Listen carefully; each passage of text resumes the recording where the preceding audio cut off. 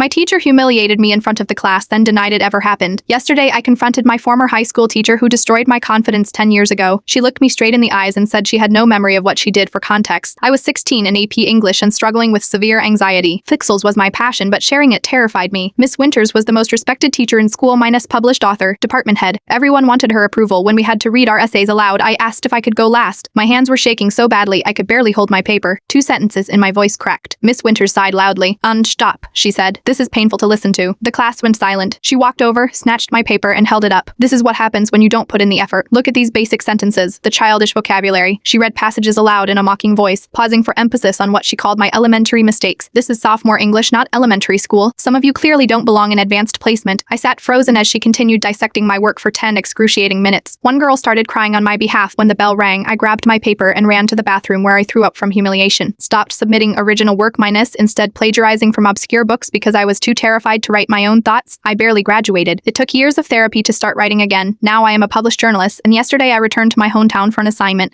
I saw Miss Winters at the local coffee shop. She looked smaller somehow, grading papers at a corner table. My heart raced, but I approached her. Miss Winters, I was your student 10 years ago. She smiled politely. Oh, which class? AP English 2013. You might remember the day you read my essay aloud and told everyone I didn't belong in advanced placement. Her smile never faltered. I am sorry, but that doesn't sound like something I would do. I've always been an advocate for my students. You made me throw up from anxiety, Dewant Martinez cried, watching you humiliate me. She shook her head. You must be confusing me with another teacher. I've won teaching awards for my supportive classroom environment. I showed her my press badge, my published articles. I succeeded despite what you did, not because of it. She packed her papers quickly. I'm late for an appointment. Good to see a former student doing well. As she hurried out, I noticed her hands were shaking. Mine's just like mine had that day. The barista, who had overheard everything, leaned over. You are not alone, she whispered. She did the same to my brother last year. Nobody ever believes it because of her reputation. Sometimes the people who hurt us most don't even remember doing it. But that doesn't make the scars any less real. Entry Claude can make mistakes.